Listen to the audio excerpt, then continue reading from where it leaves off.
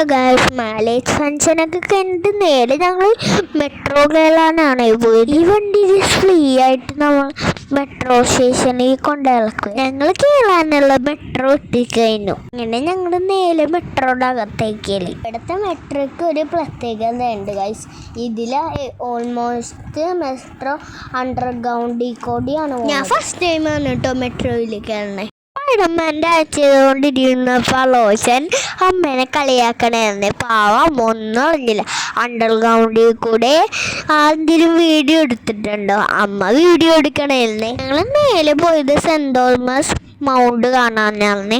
മലയുടെ മുകളിലുള്ള തോമസ് ലിയയുടെ പള്ളിയായിരുന്നു. പള്ളിയിലേക്ക് മുകളിലേക്ക് കയറാൻ കുറച്ച് നടക്കാനുണ്ടായിരുന്നേ.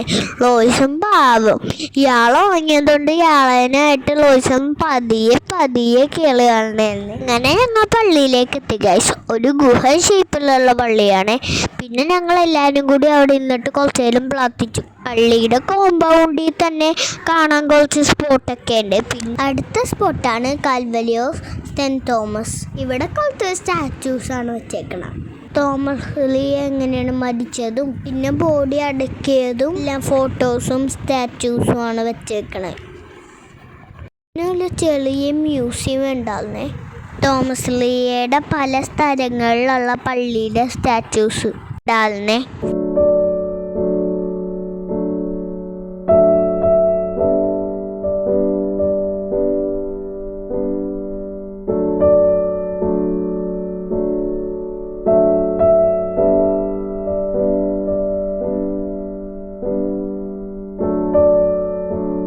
പിന്നെ ഞങ്ങൾ നേരെ പുറത്തേക്ക് ഇറങ്ങി കേട്ടോ. ഒരു കിഡിലെ സ്പോട്ടായിരുന്നേ. അവിടെ കാണാൻ നല്ല ഭംഗിയുണ്ടായിരുന്നേ. വലിയൊരു കുരിശു രൂപം ഉണ്ടായിരുന്നേ.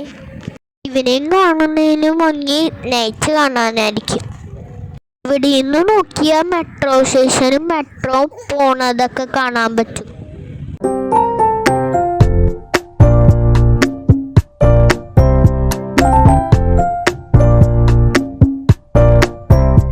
അടുത്ത ഞങ്ങൾ പോയത് അണ്ണാൻ മ്യൂസിയം കാണാനാണ്. തമിഴ്നാട്ടിലെ മുൻ മുഖ്യമന്ത്രിയായ CN അണ്ണാദുരൈയുടെ സ്മാരകമായിട്ടാണ് ഈ മ്യൂസിയം സ്ഥിതി ചെയ്യുന്നത്. ഇവിടെ അണ്ണാദുരൈയുടെ ജീവിതവും രാഷ്ട്രീയ പ്രവർത്തനങ്ങളും ഫോട്ടോസും രേഖകളും വസ്തുക്കളും കാണാൻ പറ്റും.